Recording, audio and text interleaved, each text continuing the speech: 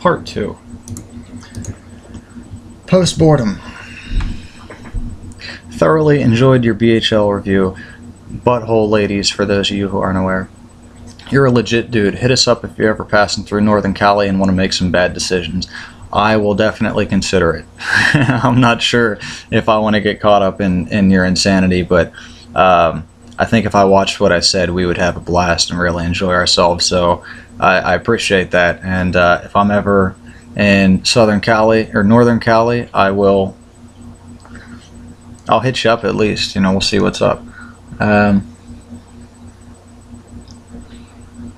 Also, you got to finish it. Was that deliberately misleading, or am I just a retard? Oh my God! Please don't ban. That's what that says. I've never assembled that into a message before. Oh my God! Please don't ban, and I make out in the end. Oh, finish the video. Well, yeah, I would love to see that. Sorry you can't skip forward. I forgive you. Keep checking in on the Butthole Ladies thread, dude. We're constantly going bigger and bigger. I can tell by the size of your buttholes. You and your friends think you used to be as weird as us, but there's no fucking way, man. Here's our latest creation. I'm gonna pull this up and appreciate these brown eyes. Now, I was looking at this earlier tonight, and oh my God, please don't ban is in the middle. And I wonder how you feel about being that close to the butt cheek on your right. I mean, the butt cheek on your left, there's kind of a face in the way, you're more at the hip, but you've got an ass cheek no more than an inch away from your face, and it looks like you're fucking loving it. By the way, you look like, what's his name in Trailer Park Boys? I'm sure that's been mentioned before, but that's a plus for you. That guy's sweet. Dude on the left, gnarly pooter, bro, gnarly. The guy on the right seems a little shy. He's not really spreading them like he should, so get it out there, man. Share your butthole with us. We want to know what it looks like. That's me on the left. Oh my God, please don't ban in the middle. And my mom is dead on the right. How does that picture make me feel? How does that picture make you feel? I want to reach out and touch you. Unwired has archived this thread. Well, thank you. Not only did he archive it, but he put it in bold letters to emphasize the fact that it was archived. So I guess that's a good thing. Thanks. Kite, Ethan, you're kinda hot. Digging the accent. I didn't know you were a chick or gay or being facetious or whatever. As much as I want to watch your pretty face, I have you talking to me in another tab as I mod. Well, thank you for putting Zocklet first. Unwired once again. You missed it last night. Ethan was in TRT for hours. Talked to him in Dark Hunter while it's making food and cleaning my guns. Motherfucker, you were not making food. I saw those burgers. That shit got dude, I can't even do this anymore. It's not even funny. Yes, for those of you who missed it, Unwired was... He mopped up his kitchen, and then made food, and then cleaned his guns, and it took him fucking forever. I'm glad he took his time cleaning his guns, because that's important. But I don't know how someone could suck so bad at making burgers, dude. That took forever. You suck. I love you. Kite, that's a shame. Bed was calling, although I probably would have ragged on you and your guns. Yeah, we all did. It was great. It was great. Post-boredom's back. That's what did. As soon as I drop a baller BLC pick, archived. We all know it, man. We all know it. If it weren't for you, Zocklet would probably just cave in on itself like a black hole and cease to be accessible. Or maybe we've already reached the point of no return and we're just spiraling down the drain together. Unwired says a clean gun is a safer gun. And I like that. And I see this smile, this picture of you, and it just... dude, you're genuine, man. At least you seem that way. Especially for an undercover. Misled. That's weird. This is weird. Your voice sounds just like the one that I hear in my head when I read most of the posts on Zocklet. When I watched my first video, I thought I sounded like Edward Norton in Fight Club. Just kind of droning on, beaten down by corporate society. And your avatar is Marla Singer. I forget what the actress's name is. But I'm pretty sure that's Marla Singer when she was ODing on Xanax or whatever it was. Or Valiums. So the thing I wanted to discuss tonight was hypocrisy. I like to think that I look at everyone on an equal level, but when I examine my thoughts, more often than not, the original thought is either one of superiority or inferiority, caught in this hierarchy.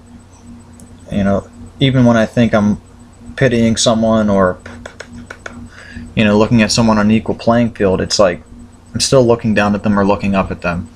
And then I have to consciously go back and find a reason to look at themselves as an equal to me. And then I do this little mini meditation wherever I am in my heart. I just send out a blessing to not only to maybe help them in some strange cosmic way, but definitely to help myself and improve my attitude towards others.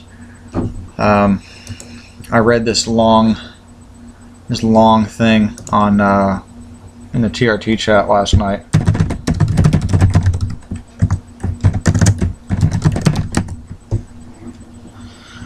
It's from Magic Without Tears, which is a compilation of Aleister Crowley's letters to one of his later students, Kara Sora, which is her magical name is Kara, and Sora, which I'm probably mispronouncing, is sister in Thelema. Let's see. Fuck, I gotta go to Google to get this. I'll make this concise, guys. Bear with me. I'd like to share this quote with you, and I hope you'll enjoy it. Meanwhile, hypocrisy. It's real hard because sometimes someone will say something to me that I'm immediately offended by, and then something seems amiss, and I got to go on with the conversation. I have to remind myself, okay, remember that conversation or that tidbit. Go back and examine it later. Was I in the right, or was I ass backwards, and was I the bad guy in that situation? And then sometimes realize I was the bad guy in that situation. I have a conversation with that person later on, and it turns out that they're not even listening to what I'm saying. They're just, I don't know. I guess hypocrisy is a big issue for me because I am a hypocrite. Like in TRT chat, I was saying, don't hate, and don't, why are we hating? Why are we doing all these terrible things to each other?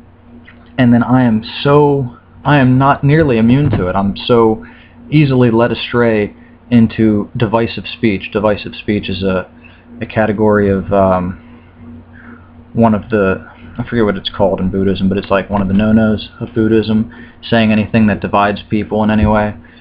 And I'm so prone to it because people are such easy targets. People are such easy targets, and it's easy to make fun of them and get cheap laughs. But who are you hurting? You're hurting them, you're hurting yourself, because that's just creating more of a hierarchy thinking, looking up or down at people. And when you do that, it might be like, oh, I got a great idea, and this is a valid opinion, and I'm beginning to understand the way the world works or whatever. But what it comes down to is escaping your heart and going back into your head, when you could be spending that time thinking about everything you have in common with someone. And at that point, there's an interface. As Timothy Leary says, decrease the delta, decrease the difference between people, and begin seeing the similarities, and all those moments that you would be justifying to yourself why you're right and someone else is wrong, or why you're right, and no one else needs to be involved. You could be spending that time not even thinking, just sharing an emotion with someone, be it good or bad, or not to get too linear. It could be any kind of emotion, but sharing it with that person, it strengthens your bond, and I think it's the way to go. Okay. Oh man, this fucking bullshit. Here it is. Okay, we're almost done with video 2 here. I won't read the whole letter to you, but if you'd like to read the entire passage, the entire book is available on hermetic.com, hermetic.com/Crowley/ magic-without-tears. The chapter is called Selfishness, and I'll provide a link for that at the beneath this video.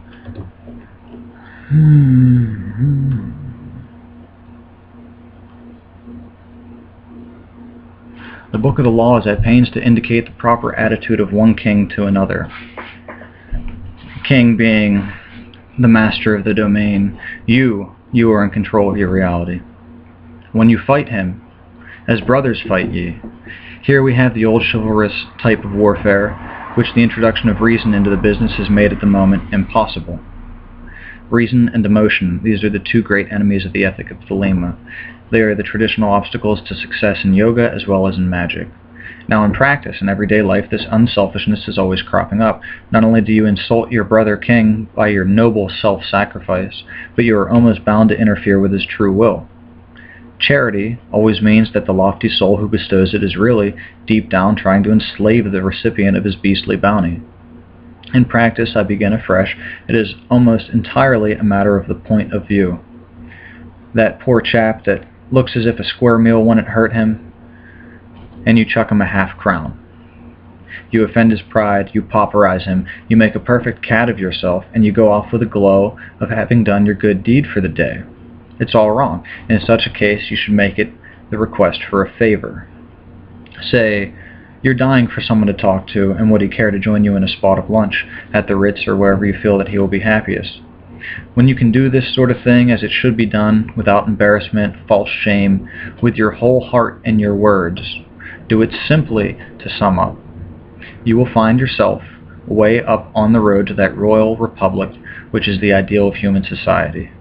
Love is the law, love under will. Yours fraternally, 666.